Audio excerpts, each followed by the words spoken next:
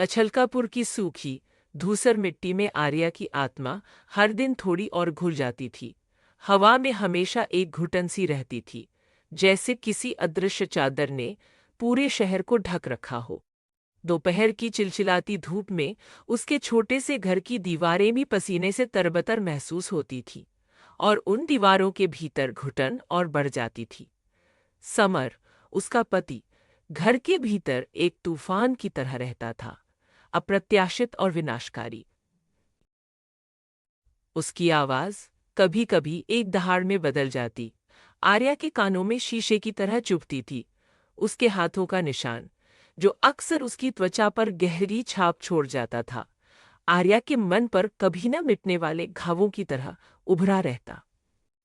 वह रात जब चांदनी घर में सरकती, आर्या अपनी फटी हुई साड़ी के नीचे उन निशानों को सहलाती और एक दूसरी दुनिया की कल्पना करती, जहां कोई दर्द नहीं था, जहां वह केवल माँ थी। वह दुनिया छलकापुर से कई मील दूर पहाड़ियों के पीछे छावगढ़ नामक एक गुमनाम गांव में बसती थी। छावगढ़ नाम के अनुरूप पेड़ों और हरियाली की शीतल छाया में छिपा था।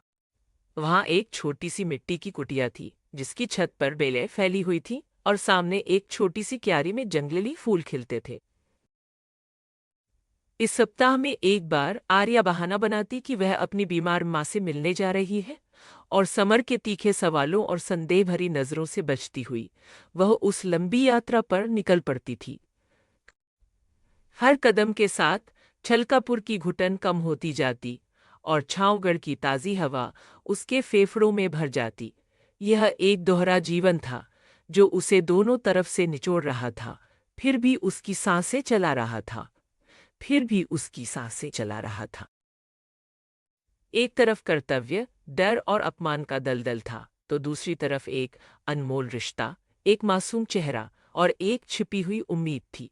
छावगढ़ की कुटिया में उसकी प्रतीक्षा कर रही थी मीरा, उसकी 7 साल की बेटी। मीरा प्रकाश की आंखों की चमक और आर्या के साहस का मिश्रण थी। उसके बाल सूरज की किरणों से रंगे हुए थे, और उसकी आंखें उतनी ही गहरी और रहस्यमयी थीं जितनी की रात। मीरा को नहीं पता था कि उसकी माँ एक दोहरा जीवन जी रही है। उसके लिए माँ बस कभी कभी आती थी, ढेर सारा प्यार और कुछ छोटे मोटे उपहार लेकर। जब आर्या कुटिया में कदम रखती, मीरा दौड़कर उससे लिपट जाती, और उस एक पल में आर्या छलकापुर के सारे जख्म भूल जाती। और उस एक पल में आर्या छलकापुर के सारे जख्म भूल जाती। प्रकाश, मीरा का पिता, वहां हमेशा नहीं होता था, लेकिन जब भी होता, उसकी उपस्थिति एक शांत, मजबूत सहारा देती थी। वह उन दोनों की दुनिया का एक अप्रत्यक्ष हिस्सा था, जो दूर से ही अपने प्यार और जिम्मेदारी को निभाता था। उनके बीच की बातें कम होती थीं, भावनाएं अधिक। एक खामोश समझ थी कि उनका रिश्ता कितना नाजुक और कितना जरूरी था। यह उनके अकेलेपन की साझा कहानी थी, जो मीठा भी था और कड़वा भी। समय पंखों पर उड़ रहा था। मीरा बड़ी हो रही थी, और उसके सवाल भी। माँ, आप हमेशा क्यों नहीं रुकती? पिताजी कहाँ हैं? आर्या इन सवालों से घबरा जाती।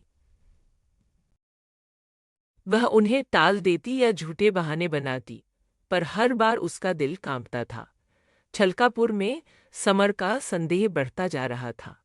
आर्या की अनुपस्थिति के दिन वह घर के हर कोने की छानबीन करता। उसकी आंखों में तीखी पूछताछ भरी रहती, और उसकी आंखों में तीखी पूछताछ भरी रहती। इतने दिन क्या करती हो वहां? तुम्हारी माँ कब से इतनी बीमार रहने लगी? उसके शब्दों में एक हिंसक धार थी, जो आर्या को हर बार अंदर तक काट देती। वह जानता था कि कुछ तो था, जो आर्या उससे छिपा रही थी, और यह अनजाना रहस्य उसे और भी हिंसक बना रहा था। एक बार आर्या ने गलती से अपनी साड़ी के पल्लू में मीरा की एक छोटी सी बनाई हुई मिट्टी की चिड़िया छोड़ दी थी, जो समर को मिली। उसने उसे अपनी हथेली में कुचल दिया था, और आर्या को लगा था कि उसका अपना दिल चकनाचूर हो गया है। एक दिन छावगढ़ में मीरा को तेज बुखार आ गया। उसका छोटा शरीर आग की तरह जल रहा था। आर्या को रुकना पड़ा। 1 दिन से 2 दिन हुए, 2 से 3 छलकापुर में समर का गुस्सा 7वें आसमान पर पहुंच चुका था। उसके बार बार आने वाले फोन, जिनमें उसकी गालियां और धमकियां भरी होती थी, आर्या के कानों में जहर घोल रहे थे। प्रकाश ने आर्या को समझाया कि उसे जाना चाहिए, लेकिन आर्या मीरा को छोड़कर जाने की हिम्मत नहीं कर पा रही थी। यह पहली बार था जब आर्या ने अपनी सीमाएं तोड़ी थीं और उसे मालूम था कि अब वह समर के क्रोध से नहीं बच पाएगी। तीसरे दिन जब मीरा थोड़ी बेहतर हुई, आर्या को वापस लौटना पड़ा, लेकिन इस बार उसके मन में एक अजीब सी घबराहट थी। उसे लगा जैसे कोई अदृश्य हाथ उसे पीछे से धकेल रहा था, किसी अनजाने खतरे की ओर। जब आर्या छलकापुर पहुंची, घर का दरवाजा खुला था, अंदर अंधेरा था और समर की आवाज ने उसे चौंका दिया। कहाँ थी इतनी रात तक? क्या चल रहा है? उसकी आंखें अंधेरे में चमक रही थीं। उनमें एक हिंसक चमक थी। मीरा बीमार थी, आर्या ने कांपते हुए कहा। समर हंसा, एक कड़वी, भयानक हंसी। मीरा? कौन मीरा? क्या तुम्हारी कोई छिपी हुई बेटी है जो मेरे बारे में नहीं जानती? उसका सवाल आर्या के कान में किसी बम के फटने जैसा था। उसने मीरा की उस मिट्टी की चिड़िया को जमीन पर फेंका, जिसके टुकड़े हो गए थे। यह किसकी है? सच बताओ। आर्या सुन्न खड़ी थी। यह किसकी है? उसे लगा जमीन उसके पैरों के नीचे से खिसक रही है। समर ने उसे पकड़कर जोर से हिलाया। बोलो, आर्या ने हिम्मत करके अपनी आंखें ऊपर उठाई और पहली बार बिना डरे, बिना झुके, उसकी आंखों में देखा। हाँ, मेरी बेटी है। और हाँ, वह तुम्हारी नहीं है। उसकी आवाज में एक अजीब सी शक्ति थी, जो उसे खुद भी नहीं पता थी कि उसके अंदर छुपी हुई थी। समर का चेहरा सफेद पड़ गया, फिर क्रोध से लाल हो गया।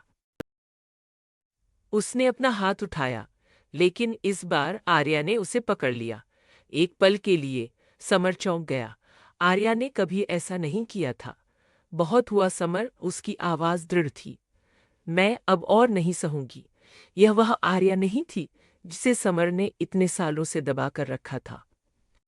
इस बार यह मीरा के लिए थी, यह उसके अपने सम्मान के लिए थी, यह उस दूसरे जीवन के लिए थी जिसे उसने इतने दर्द और संघर्ष से पाला था।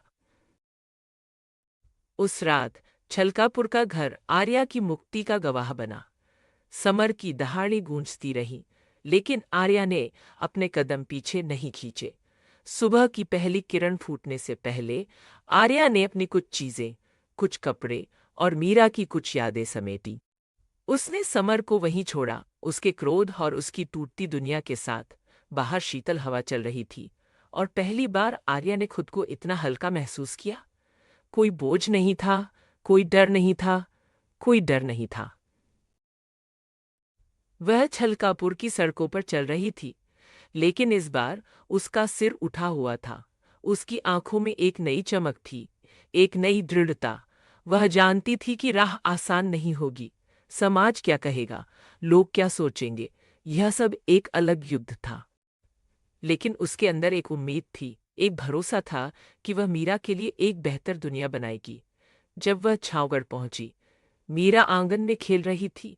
आर्या ने उसे गले लगा लिया। अब मैं हमेशा तुम्हारे साथ रहूंगी, मेरी गुड़िया, उसने फुसफुसाया। मीरा ने मुस्कुराते हुए अपनी छोटी सी उंगली से आर्या के आंसुओं को पोंछा। प्रकाश वहां खड़ा था। उसकी आंखों में एक शांत स्वीकृति थी। उसने अपना हाथ बढ़ाया और आर्या ने उसे कसकर थाम लिया। यह एक नई शुरुआत थी, अनिश्चितताओं से भरी, लेकिन आशा से भरी, लेकिन आशा से भरी, लेकिन आशा से भरी। छलकापुर का भूत पीछे छूट गया था और छावगढ़ की छाया में आर्या और मीरा ने एक साथ अपने नए जीवन की नींव रखी। वे अब एक खुले आसमान के नीचे थे, जहां प्यार और स्वतंत्रता की हवा बह रही थी।